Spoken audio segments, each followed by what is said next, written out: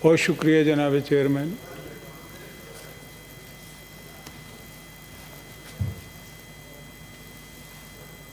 बड़ी धुआंधार तकरीरें हमने सुनी। वलीद इकबाल साहब ने बड़ी धुआंधार तकरीर किए जा रहे हैं।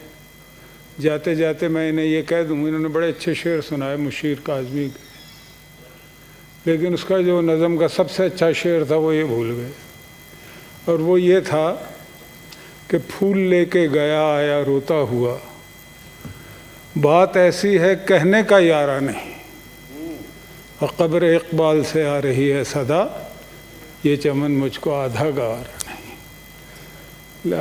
मुझे अच्छा नहीं लगता इकबाल के पोते की तस्हीह करना, उन्हें हमारी तस्हीह करनी चाहिए, लेकिन वक्त तो अभी ऐसा ही है ना, पोते नवासों के हाथों में जब चीज़ें चली जाएं तो फिर। मैं देखें सर, बात ये है, मैं ये कहना चाहता हूँ कि जो कुछ कराची में हुआ, 2-3 वाक़यात हुए हैं। पहला वाक़या जो कायद आज़म के मज़ार पे हुआ, वहाँ पे नारे लगे, कैप्टन सफदर साहब ने नारे लगाए, वोट को इज़्ज़त दो, मादर मिल्लत जिंदाबाद। मादर मिल्लत कायद आज़म की बहन जिन्हें कत्ल किया गया, जिसको लोग भूल गए, उसमें याद कराया, और उसके अपने भाई के कब्र पे खड़े होकर, जिसको धांधली से हमने हराया, जिस पे को तशद्दुद का निशाना बनाया, जिसकी कैरेक्टर असैसिनेशन की, और वो भी कहीं ना कहीं पीटीआई में बंदे बैठे हुए हैं, कोई वज़ीर बन के, कोई कुछ बन के, जिन्होंने ये सारे काम किए हैं। ये बड़े तल्ख़ हक़ाइक़ हैं। हम वन साइडेड बातें करते हैं। मेरे नज़दीक कोई ऐसी उसने बात नहीं की वहाँ पे। हयाते में आ गए। इससे पहले क्या इमरान खान सैकड़ों हज़ारों लोग लेके नहीं अंदर गए, झंडों समेत? क्या नारेबाजी नहीं हुई वहाँ पे?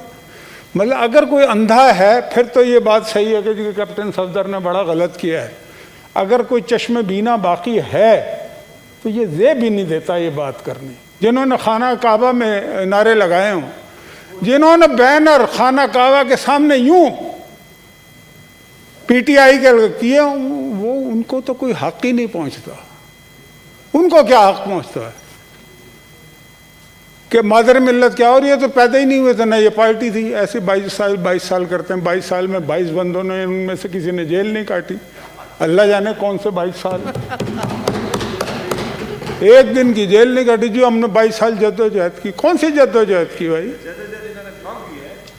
ज़ियाउल हक के साथ मिलकर जद्दोजहद की कुछ अरसा, फिर परवेज़ मुशर्रफ के साथ मिलकर जद्दोजहद की, और अभी भी जिनके साथ मिलकर जद्दोजहद कर रहे हैं। मैं ये कहना चाहता हूँ, एक वाक़या हुआ जनाबे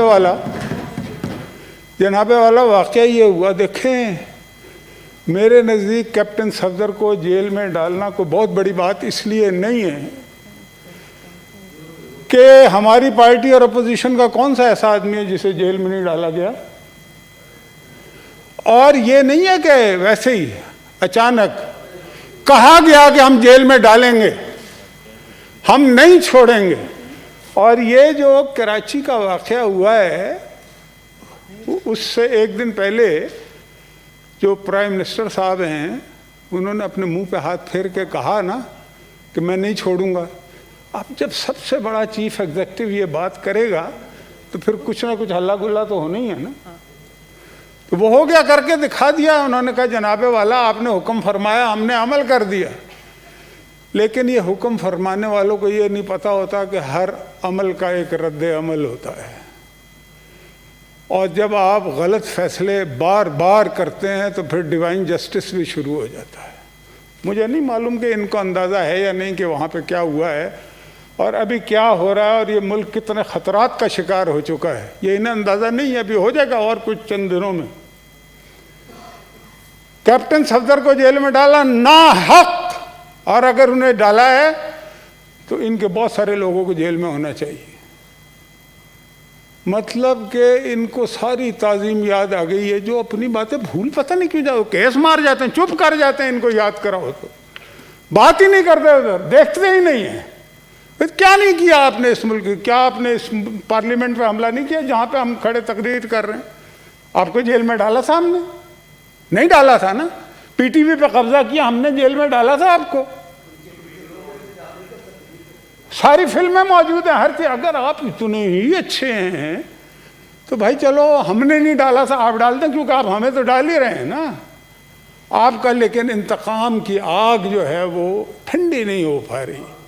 इसलिए ठंडी नहीं हो पा रही कि अगर आप इंतकाम लेंगे तो बाकी तो कुछ कर ही नहीं सकते ना। आपसे ना कुछ होता है, ना आपको कुछ आता है करना, ना आपने कुछ किया है 2.25 साल में, और ना आपके अंदर वो सलाहियत है।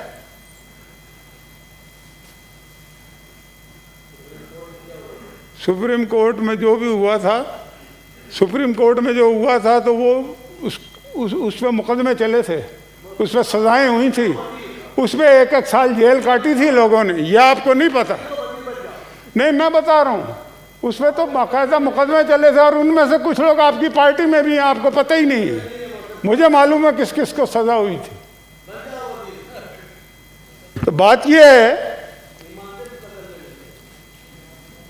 दूसरी बात सर जो अहम तरीन है मेरे नज़दीक, 2 बातें और। एक, कैप्टन सफदर की गिरफ्तारी, गिरफ्तार किया, बाहर आ गया, पता नहीं कितने लोग अभी अंदर हैं। शहबाज शरीफ जेल में है, हमजा शहबाज 1.5 साल हो गया है जेल में है। नवाज शरीफ को जेल में डाला, मरियम को 2 दफ़ा जेल में डाला, खाकान अब्बासी को जेल में डाला, साद रफ़ीक को जेल में डाला, एहसन इकबाल को, सलमान को, जो ब्यूरोक्रेट थे उनके साथ, उन तक को नहीं छोड़ा आपने। अभी भी जेल काट रहे हैं। 1 रुपए की करप्शन आप साबित नहीं कर सके तो डालते रहे जेल में। हम तो आदि मुजरिम है भाई इस मामले में, जेलों में। मैंने 8 जेलें सिर्फ इमरान खान के जो पुराने बॉस हैं ना, परवेज़ मुशर्रफ, उनके दौर में 8 जेलें काटी हैं। तशद्दुद भी हुआ है मेरे पे, मैं सॉलिटरी में भी रहा हूँ, मैं अगवा भी हुआ हूँ। आप हमें डराते हैं। क्या शेख मिलेगा तुझे गुलफिशानी करके, और क्या पाएगा तू तौहीन जवानी करके। और तू डराता है उन्हें आतिश दोज़ख से जो आग को पी जाते हैं पानी करके। तुम हमें जेलों के धमकियां देते हो, डालो जेलों में, जिस मर्जी को डालना डालो। लेकिन मुझे आपके आंसू अभी से नजर आ रहे हैं। जिस दिन आपको जेल में जाना पड़ा, आपने रोना है, और आपके आंसू पोंछने वाला कोई नहीं होगा। फिर हम में से ही होगा, मैं हूँगा इंशाअल्लाह। ये परवेज रशीद होगा, ये रज़ा रब्बानी होगा। ये ऐसे लोग, मार खाए हुए लोग किसी को तकलीफ नहीं देते। मार खाए हुए लोग कभी किसी को तकलीफ नहीं देते। उनका काम ही आंसू पोंछना है, वो आंसू निकालते नहीं हैं। ये सारे आंसू पोंछने वाले लोग यहाँ पे बैठे हुए। अभी देखना तमाशा क्या लगता है तुम्हारे साथ।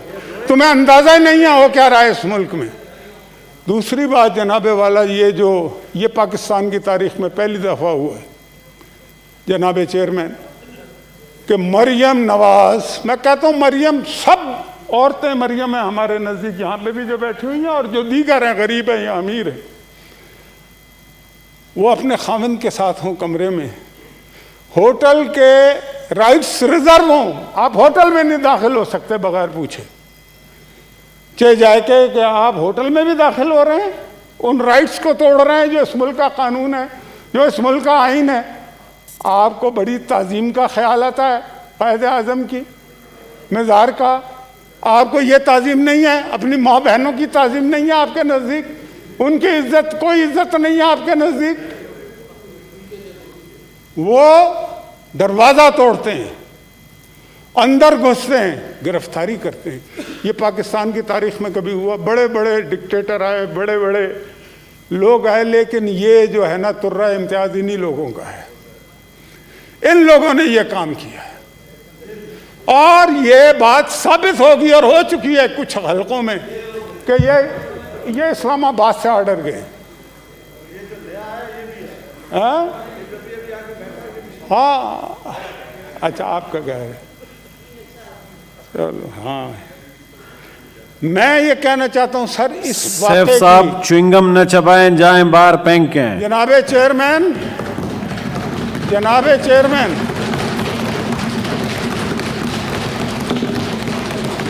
इस वाक़े की जितनी भी मजम्मत की जाए और इस पर जितना बड़ा एक्शन लिया जाए वो होना चाहिए।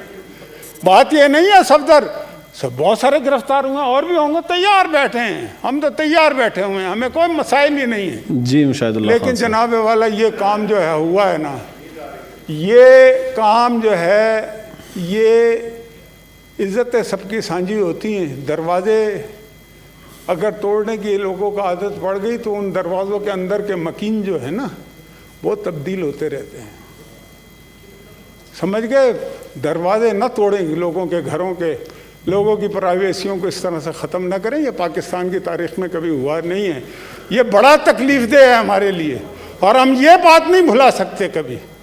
फिर 18th अमेंडमेंट हो चुकी है ना मेरे चेयरमैन, आप जनाब आईजी से बड़ा कौन, 22 ग्रेड का जो लॉ इन्फोर्समेंट एजेंसी का सबसे बड़ा ओहदेदार तो आईजी होता है ना, आईजी को आप अगवा कर लेते हैं। आईजी के अगवा का मुकदमा अभी तक नहीं बना और कैप्टन सफदर का खिलाफ मुकदमा बन गया, ये है मसला। भाई बात ये है कि आईजी ने तो कहा है ना मुझे अगवा किया है, और मैं आपको एक और बात बताऊं, उन्हें उनके साथ जिसने भी जो कुछ किया होगा वो आ जाएगा इन्वेस्टिगेशन में, लेकिन 22 ग्रेड का कोई बंदा नहीं होगा जिसने उनके साथ ये हरकत की आईजी के साथ। और जब छोटे ग्रेड के लोग बड़े ग्रेड के लोगों को अगवा करना शुरू कर दें, गिरफ्तार करना शुरू कर दें, तो ये बगावत के ज़ुमरे में आता है जनाब वाला, ये म्यूटनी है अगर मैं इसको सही समझाऊँ। और इसका कौन जिम्मेदार है? और आप तो कहते थे आप एक पेज पे हैं, बड़े फ़ख्र से कहते थे, रोज़ाना राग अलापते थे। मैं आपसे कहता था कि मत ये कहा करो, इसलिए कि जब आप ये कहते हैं ना हम एक पेज पे हैं तो फिर आप अपनी कमज़ोरी को जाहिर करते हैं, फिर हमें लगता है कि आपकी टांगे जो है ना वो रेत की टांगे। जी मुशाहिद साहब 12 मिनट हो गए। मैं कर रहा हूँ जी, थोड़ा सा टाइम तो दे दे। मैं 12 मिनट हो गए, मेहरबानी। बाकी भी साथी सारे बाकियों को भी कराएंगे। मैं थोड़ी जल्दी खत्म करूँगा, थोड़ा सा दे दे, थोड़ा सा। मैं ये कहता हूँ कि ये अपनी टांगों पे ही नहीं है। मुझे एक बात आप बताइए जनाबे चेयरमैन के आर्मी चीफ जिसके भी कहने पे किया, खुद से किया, बिलावल भुट्टो जरदारी के कहने पे किया, एक इन्वेस्टिगेशन हो रही है ना, और किस बंदा कौन बंदा इन्वेस्टिगेशन कर रहा है जो इनके एक पेज पे है।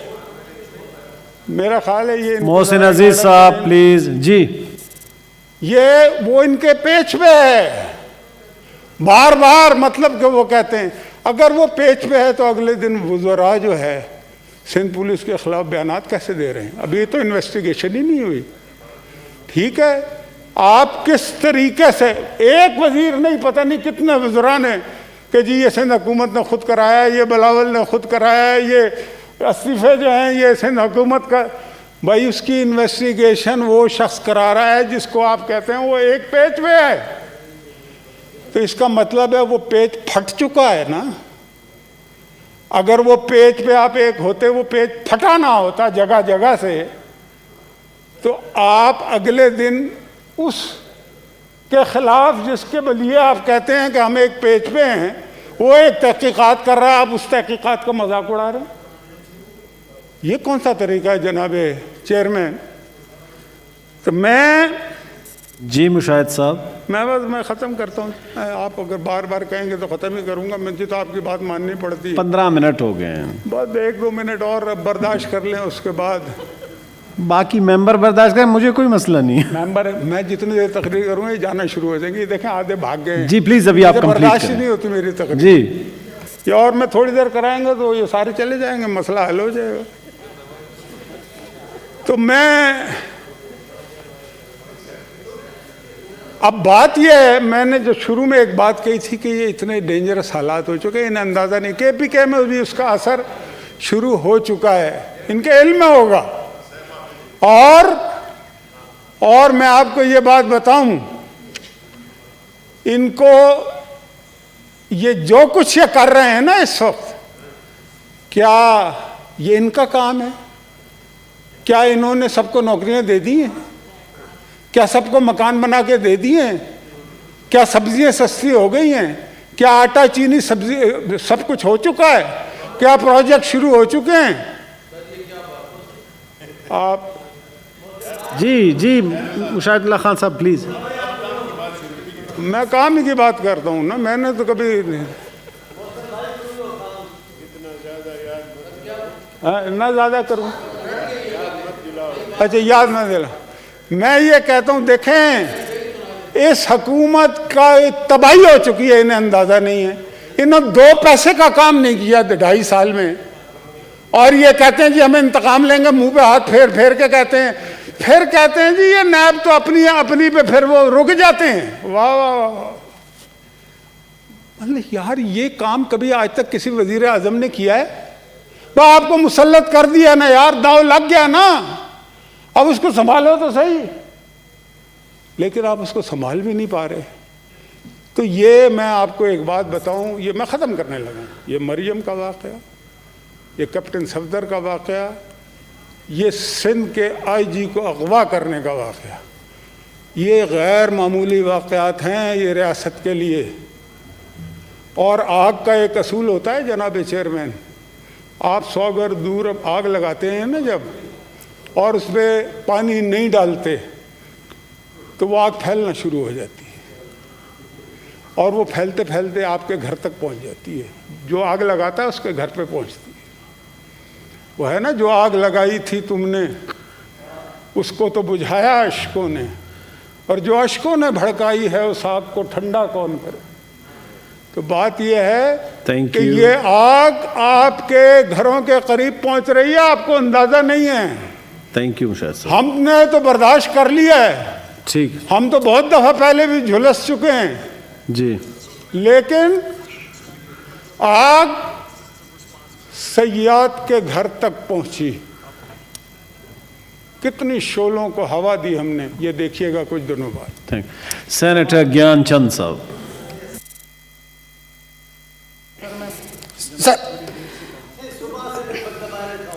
सर मैंने 3 दिन से सर मैं पहले भी बात करना चाह रहा था, जब वो फोर्स कन्वर्जन और मिनार्डीज़ के बिल जमा